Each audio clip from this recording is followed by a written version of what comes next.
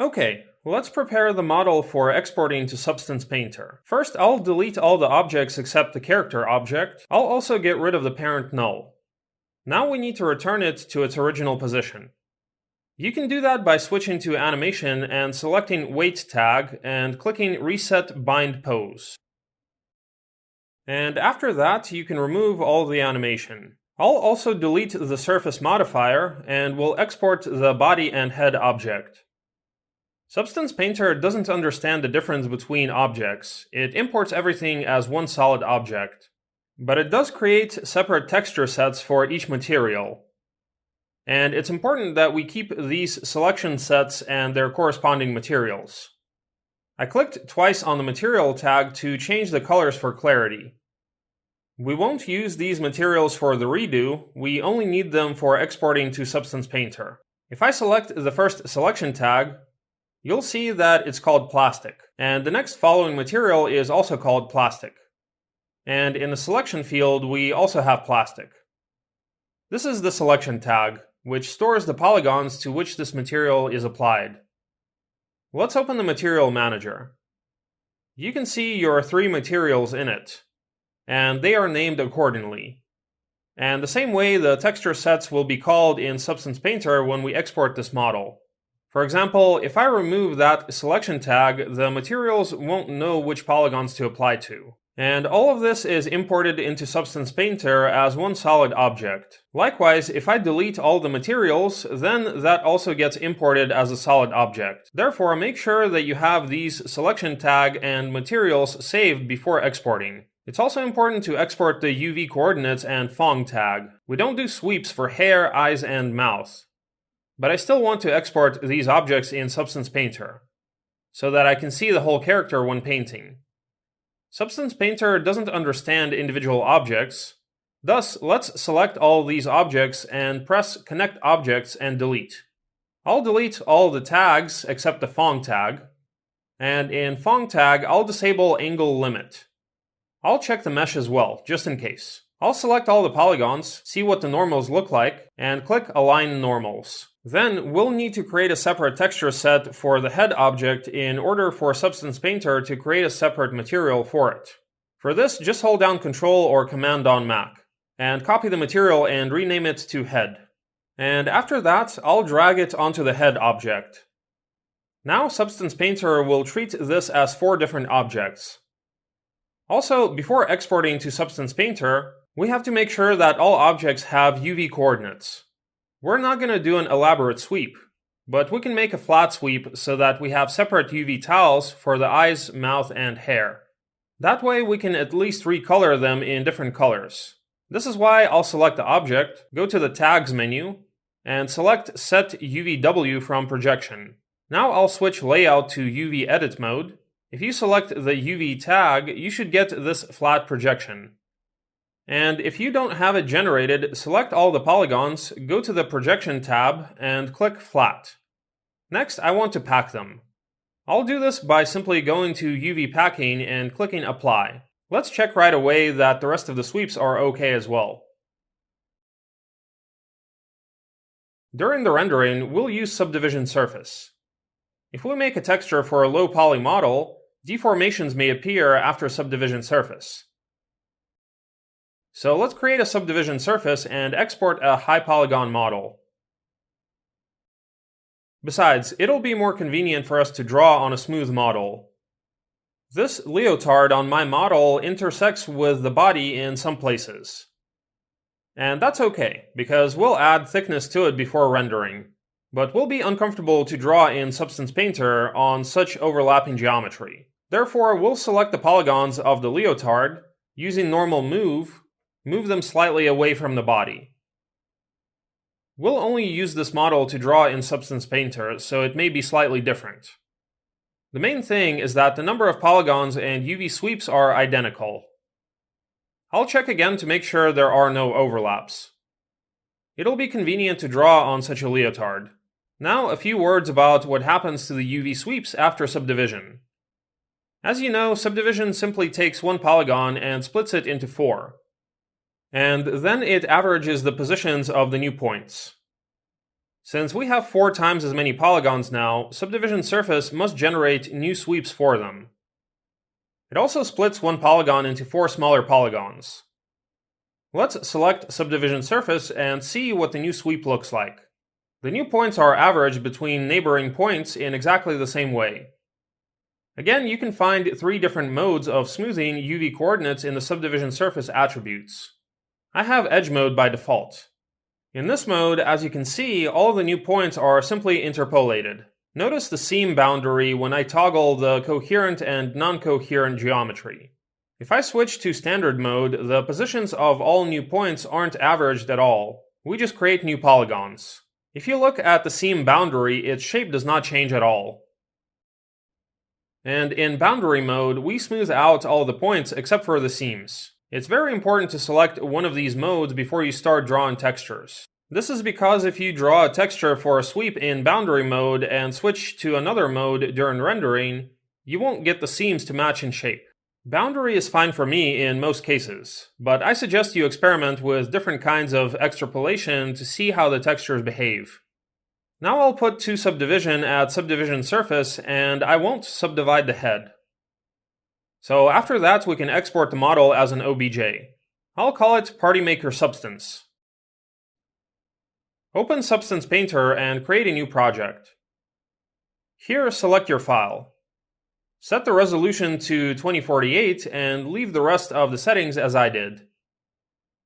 Make sure that Auto Unwrap is unchecked and click OK. You should see 2 viewports. One is the 3D viewport. To move the camera, you simply hold down Alt and 3 different mouse buttons. And a viewport where you can see your UV sweep. The navigation is exactly the same here. This list contains all your texture sets. They're named exactly as you named them in Cinema. You can hide those texture sets that you don't want to work with at this moment. You can find tools for controlling the camera and viewports in this area. Here you can switch views. And you can also find shortcuts for that. They're also under the texture set list where you can find layers. These layers are very similar to the layers in Photoshop. Let's choose a brush. And there's a lot of settings here. I'll talk about them later. I'll simply choose a color. And now you can paint directly on the model on the selected layer. You can do this in both 3D viewport and UV viewport. The difference with Photoshop is that you can draw not only color, but also other channels. Notice that I have only color enabled in the brush tool right now.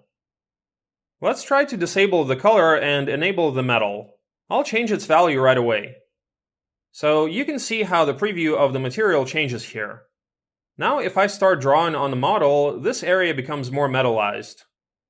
We can do the same with the other channels.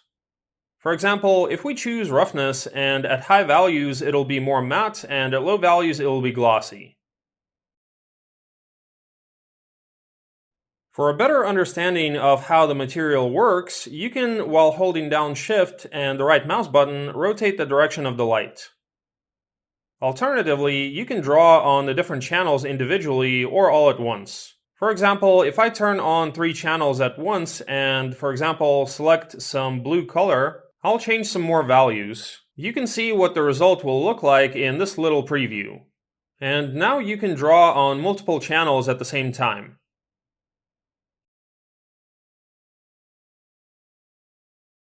If you want to see what it looks like on an individual map, go to this menu. And for example, this is what the base color looks like. And we can also look at metallic. And notice that our lighter areas are more metallized than our darker areas. Let's check that. And the same with roughness. We have lighter areas that are more matte. If you're not very familiar with this concept, I suggest you practice and draw on different maps. For example, pay attention to this metal part. I can only choose metal and draw a circle like this. If I now switch to material mode, you'll see that this circle has become less metallic. It's useful to manually draw on the different channels to understand how the program works. However, in practice, it's completely inconvenient to work with so many channels at the same time. So let's delete the layer and create a fill layer. The settings of this layer are very similar to the brush settings. It fills all the channels with solid colors. As an example, I can select red here and adjust the metallic, roughness, and so on. Now I'll create another fill layer and make another material, like this blue one.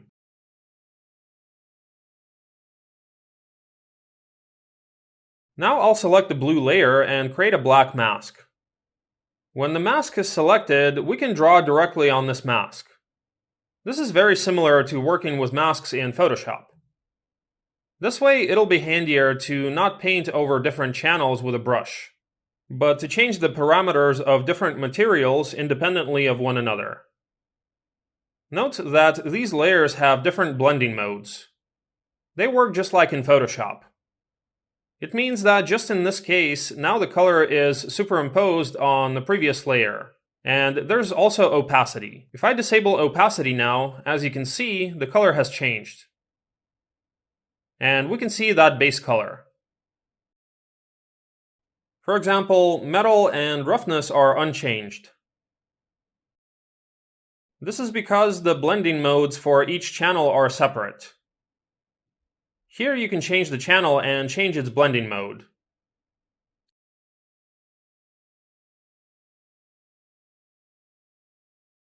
So I'll remove only roughness, and I'll keep the color the same as it was. Now I'll quickly explain the brush settings.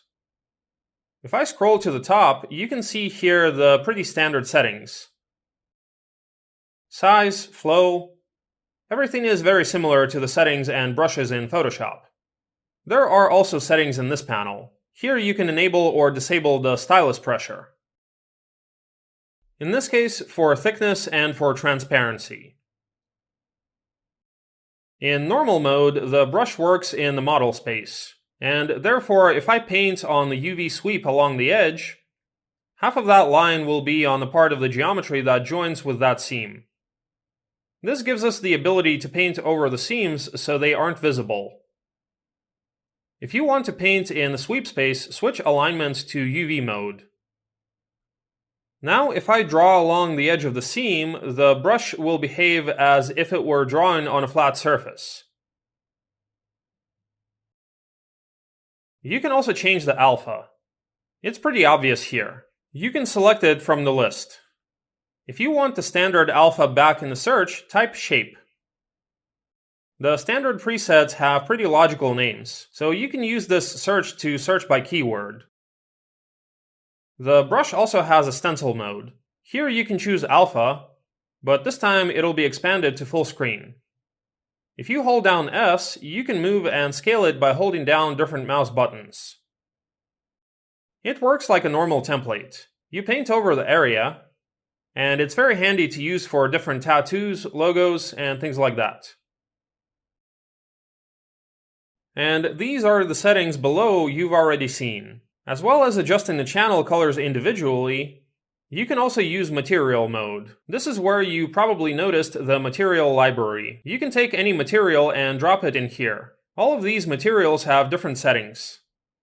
You can also enable channels and draw directly with the material. Let me try to pick some other material, and all this information will just bake into the layer, into different channels. But as you remember, that's not really practical. We're more comfortable working with layers. So let me delete this layer for now and create a fill layer. This layer has the same material mode, and we can put any material from the standard library into it. Or you can drop material right into the layers panel, depending on the material. It'll either be a fill layer or a fill layer in material mode.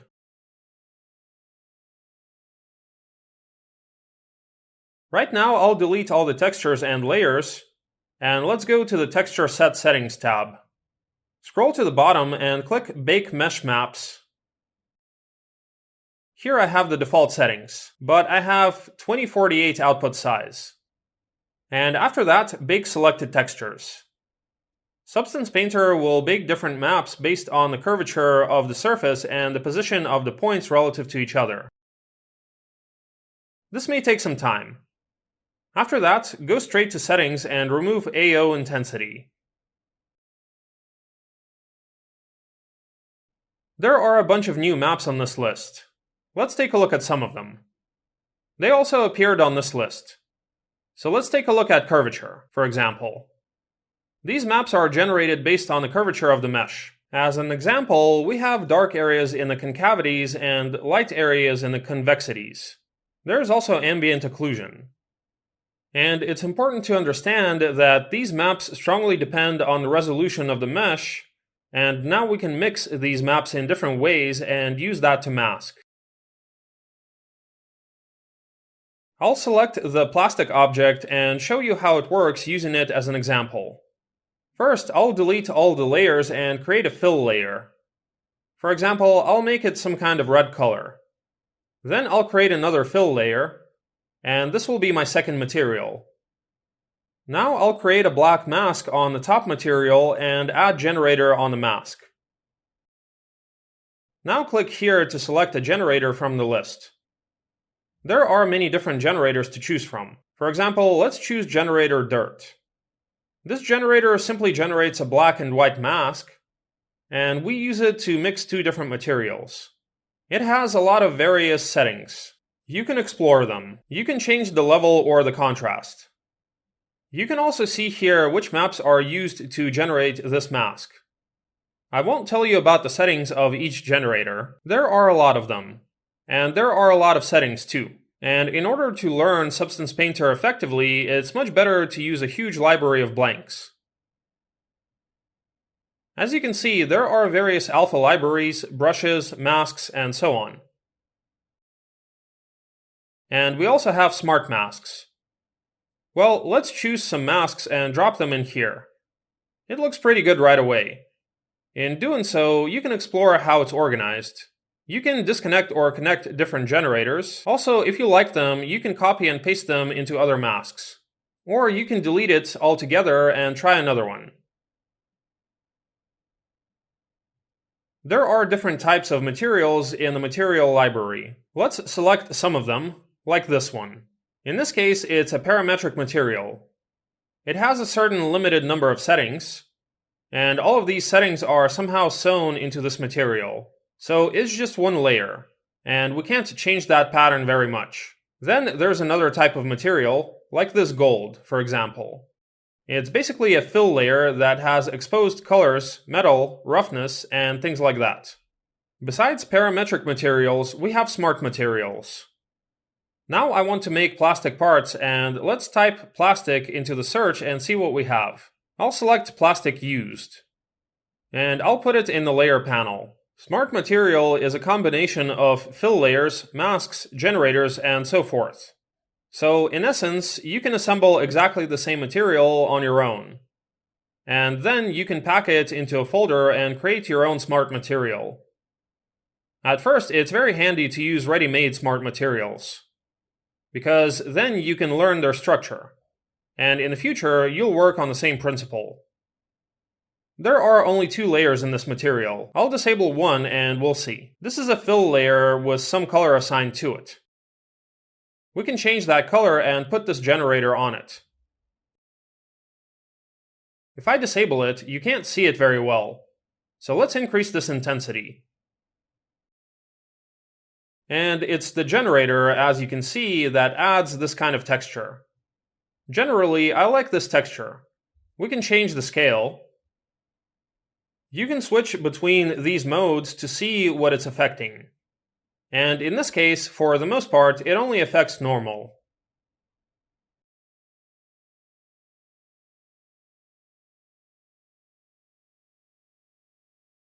Now, in this layer, we also have the fill layer. By default, we have linear dodge mode. Let me increase the opacity values a bit to make it more obvious. If you hold down Shift and click on the mass, you can disable it temporarily to see what the fill looks like. In this case, it's a white fill layer. Now let's look at what generators we have in the mask. Here we have one generator called the mask editor. It also mixes these maps. There's actually a lot of settings here. You can try to increase the contrast, balance, and other things. We also have textures. For example, we can increase or decrease the impact of this texture here. And we can also replace this texture with some other texture. Like this, as an example. But I generally like the way this effect looks. Okay, I'll probably adjust it. Also, in the base plastic layer, I want to adjust the roughness to make the wheels a little glossier.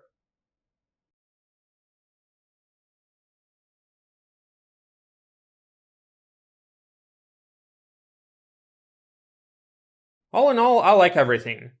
I want to add some more dirt. Let's make the dirt material ourselves. Let's create a fill layer. I'll make it black. And let's increase the roughness. Now let's create a black on this layer. You can draw on it. Or you can choose a mask from the list of presets. Let's select some of this dust occlusion. And as you can see, it's already pretty good for creating dirt. The only thing I have to do is to adjust its appearance a bit. And I can also reduce the opacity. If you're satisfied with this material and you want to save it to use it again, you can save it as a smart material, and it'll appear in this list. In order to do that, let's rename it. I'll call it My Plastic. Next, right-click on it and click Create Smart Material. So now it appears in this list, and it'll always be here. That is, for example, I can select a completely different object in a different scene and just drop it in here. On the inside, there will be a folder with all of the layers that you've made. Now let's go back to the plastic object. I want to repaint some objects in other colors. I like this material, and I only want to change the color. You can do that by creating another fill layer, and I'll create it before dirt and scuffs. Like if I put some other color now, you'll see that the dirt and scuffs are still visible. Now I want it to affect only that part, the brakes. To do that, I'll create a black mask. I can either draw it as usual, or I can use this polygon fill tool. By default, it fills one polygon with the color of your choice, in our case, white. Or you can select them, like this. Also, in Mesh Fill mode, it'll highlight the entire connected geometry.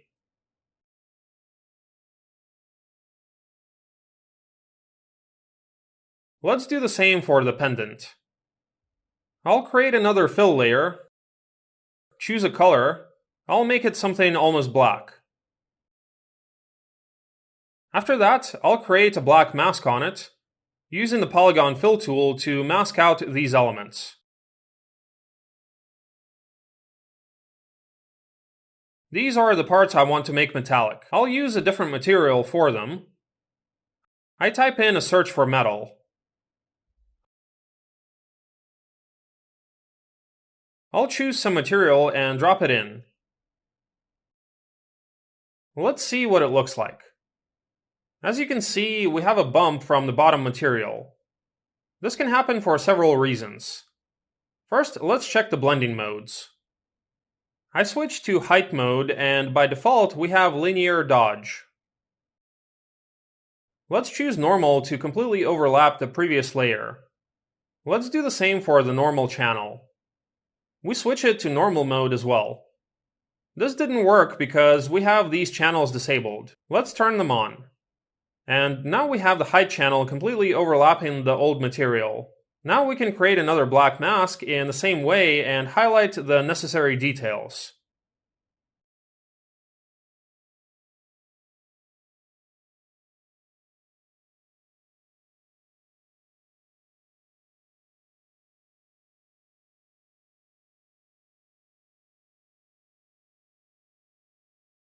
If you change your mind about this material, but still want to keep the mask, you can look at other materials.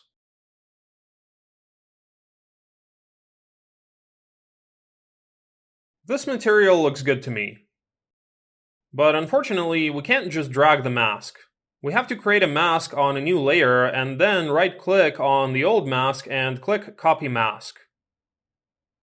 Then on the new mask, click Paste into Mask. Finally, you can now delete the old layer.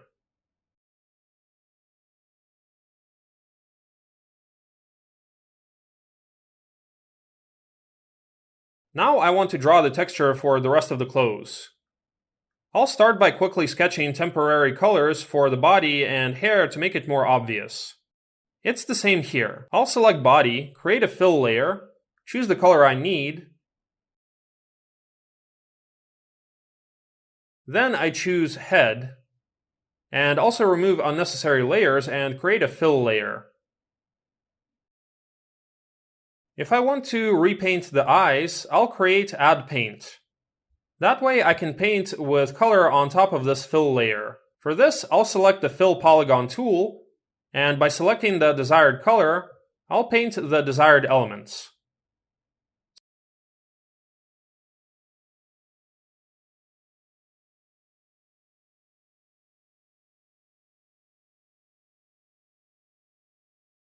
So now let's get to the clothes. I'll select the cloth texture set and search for fabric to start from someplace. I'll choose this first standard material and remove the extra layer. This material is also pretty simple, with only 2 layers. I'll change the base color of the bottom layer.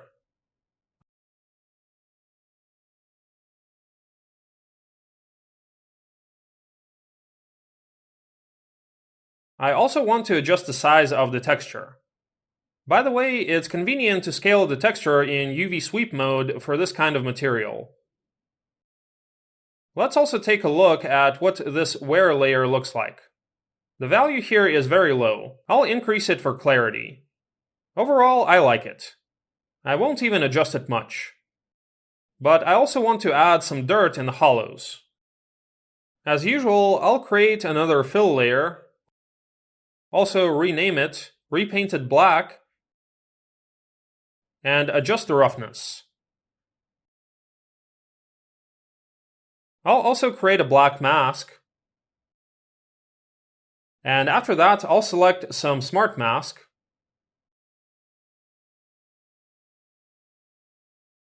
I'll adjust the settings slightly, change the contrast and level a bit,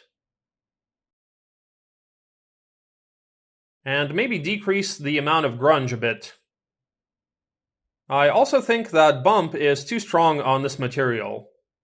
Typically, you can change the height a little bit in these parametric materials in technical properties.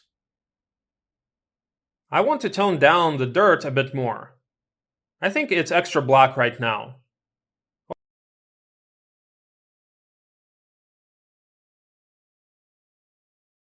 Overall, I like this material. I want to repaint some elements on the shoes. For that, I'll create more fill layers.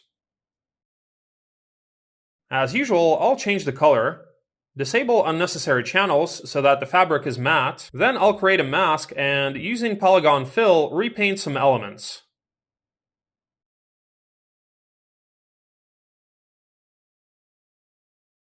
Then I'll repeat the same for the rest of the elements.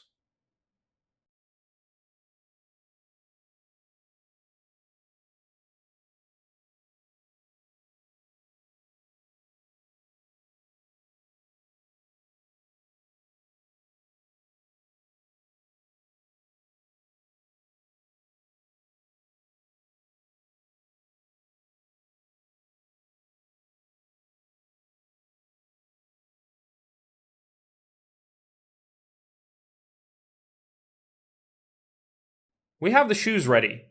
I want to assign other materials to the other elements of the clothing. So I'll rename this folder to shoes so that I don't mix it up with the other materials.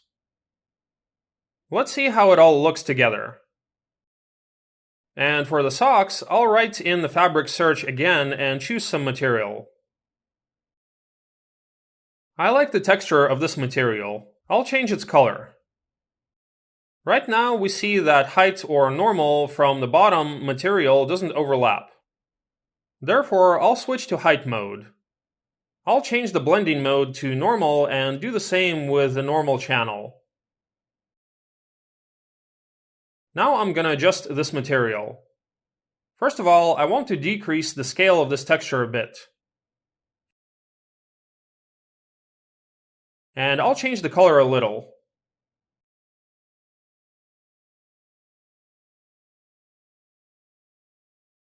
Now I can add a mask and highlight just the socks.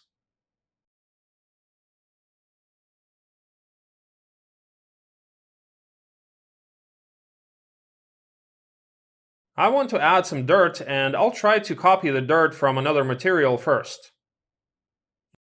You can drag and drop by holding down Ctrl or Command on Mac. I'll also immediately create a folder and put these two layers there, and rename it to socks. Currently, the dirt texture is applied to the whole clothing because it's not limited by the mask. We can apply the mask to the whole folder. Let's create a mask on the folder and copy it from the fabric layer. Then paste it into the folder mask. And now we can remove the mask from the fabric layer.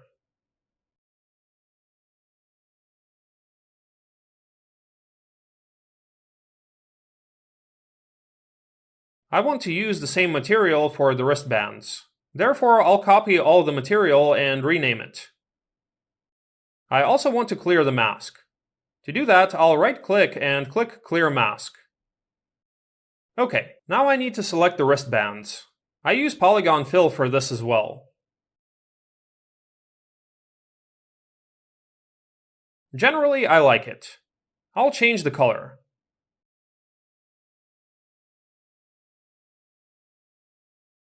We still have a headband on our head. This is why I'll highlight the mask.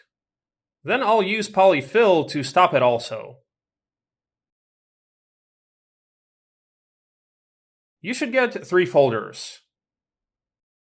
And for the leotard, I use the same material that I used for the sneakers. I'll copy this material by holding down Ctrl or Command on Mac. Now I'll create a mask.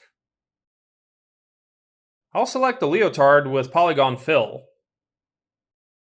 So now we still need to remove these 3 colors. I leave just one. And I adjust the material of the leotard. Also, I'll slightly decrease the height range. I want to make this material a little more metallic. To do that, I'll create another fill layer, and leave only the metal and roughness channels on it. Then I'll adjust them a little bit.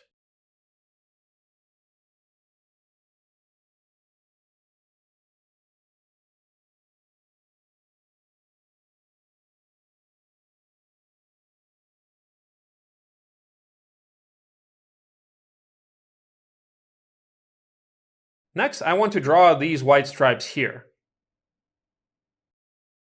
Therefore, as usual, I'll create another fill layer, and make it white. I'll create a mask and draw these stripes on the mask. I'll increase the hardness to maximum in the brush settings and disable the effect of the stylus. Then I'll adjust the radius of the brush and see how they're roughly positioned. Here it'll be convenient to use the symmetry mode. The stripes will be arranged roughly this way. I need to draw flat lines in some manner. It would be handy to switch to orthographic view and hold Shift and rotate the camera frontally. I want to draw the line in the center first. And I don't need the symmetry for that. The lazy mouse is very good for drawing straight lines.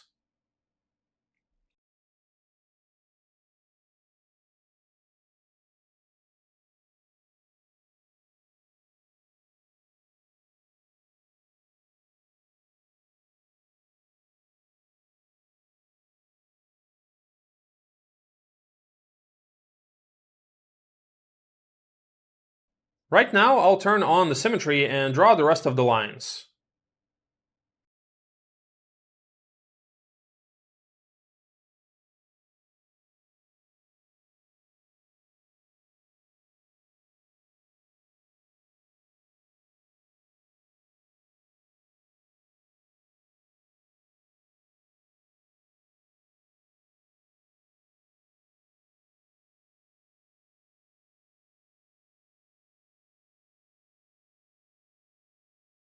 For the shorts, I won't do the material in Substance because I want to do a more complex shader at the rendering stage.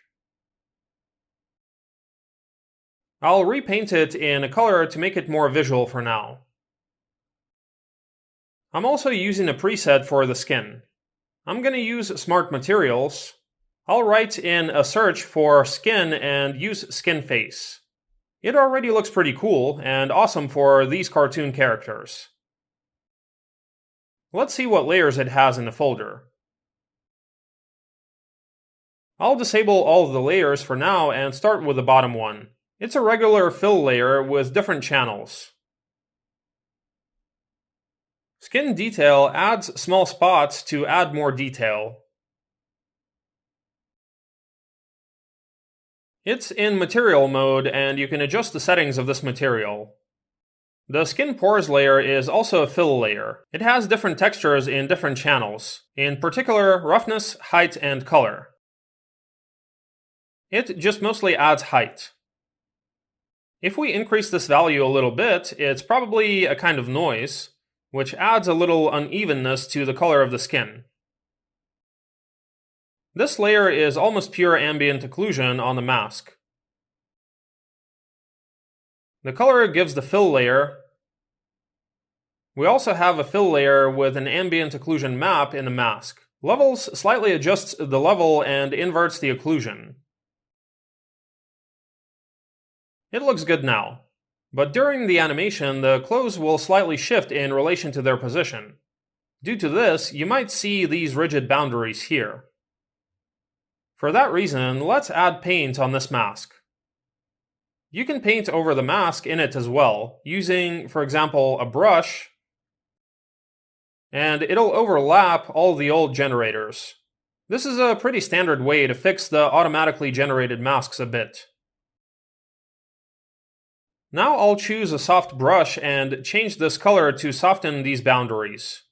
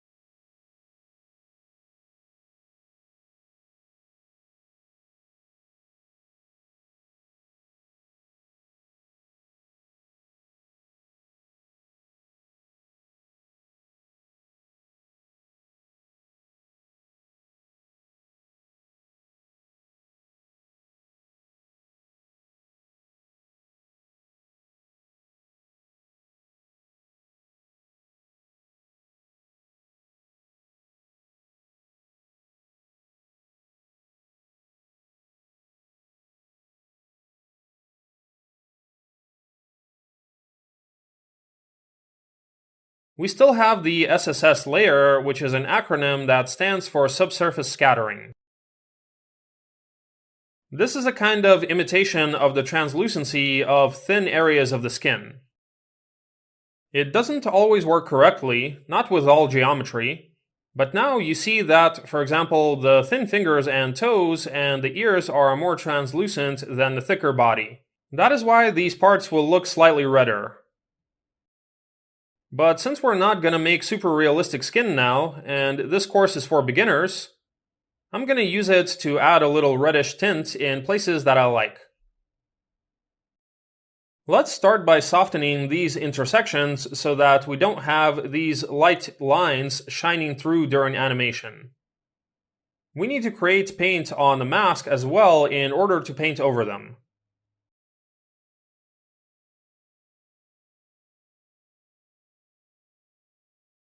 I also put a little bit of redness back in these places. We have the overlaps in the mouth area as well. I'll remove them also.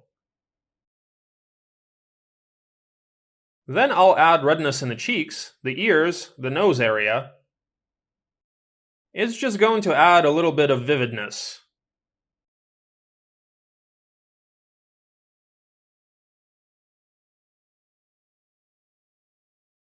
You can also make the elbows and knees slightly redder. This way, you can also make more complex skins. You can make several layers, or even materials, for different skin types. For example, more oily skin, skin for the neck, for the fingers, and then combine it with masks. But we have a cartoon character. So I just make a basic blank like that. And let's see what it looks like altogether. Now I can experiment with the colors. First, I'll disable SSS and ambient occlusion and match the base color to the reference color.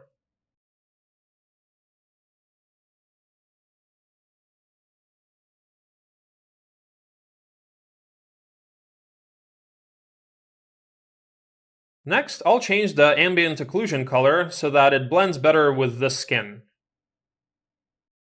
It'll probably be a bit of a dark blue.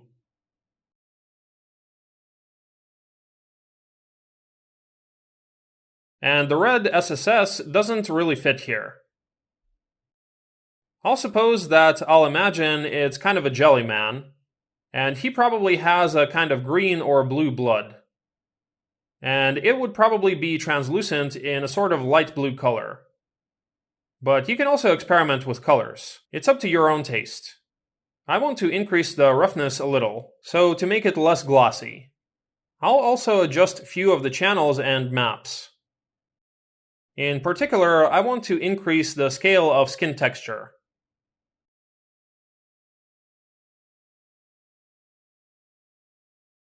And I'll also add a little more color variation by increasing the opacity of the skin patches.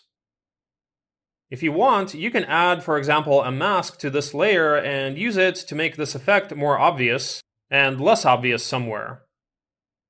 Also, I want to add moles. Let's select some other skin texture for that.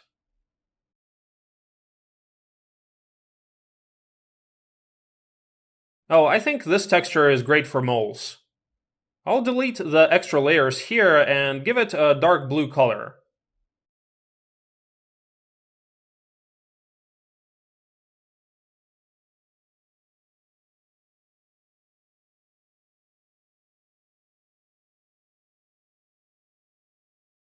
I end up with only 2 layers left in this folder.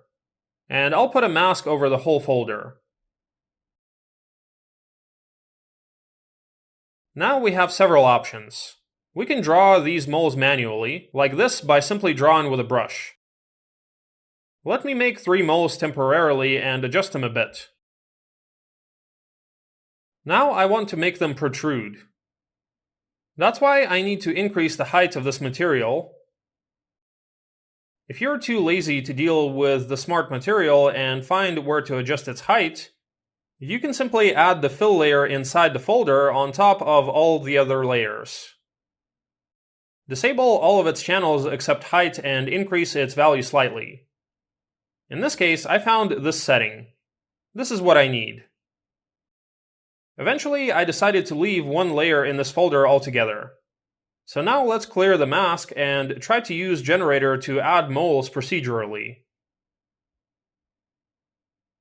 For this purpose, I'll add a fill on the mask. You can change its color from black to white, or we can use a texture. Let's look for what textures the library has.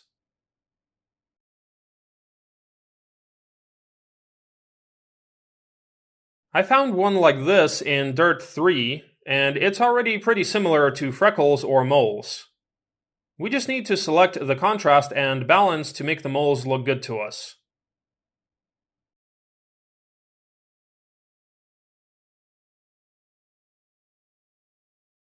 You can also experiment with noise parameters.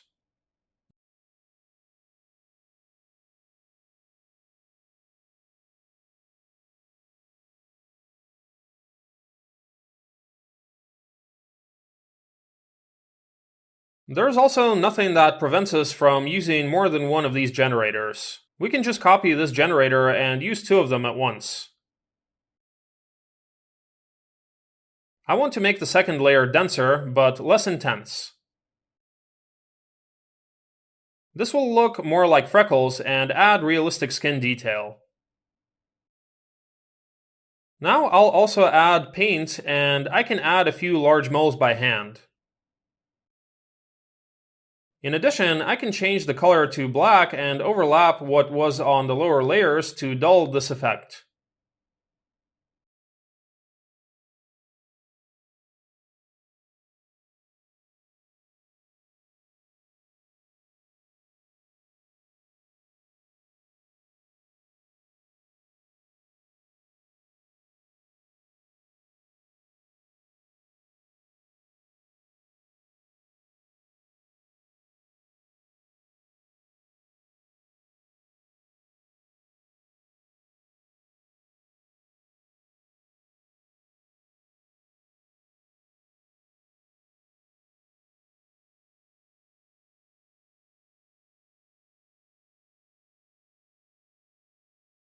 The shorts, the bird, and the head objects will be shaded already in the rendering phase. And if you're content with the textures you have, let's export them.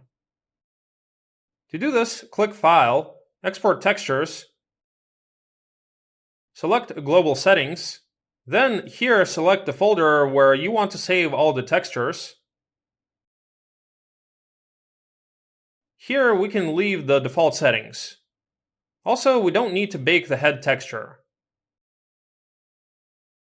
Let's see what textures we're going to have baked in. I'll choose body. We don't need all the maps.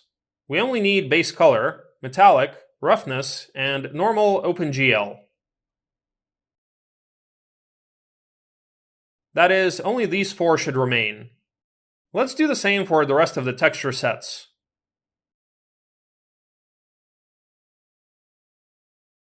And in this tab, you can see all the textures that will be exported. If everything is fine, you can click Export. And to make sure that everything was exported correctly, I'll select the body material and load a texture, like base color. This is temporary for now. We won't use those materials for rendering. The main thing is to make sure that the textures match the UV sweeps on this model. If everything is okay, you can move on to the next lesson.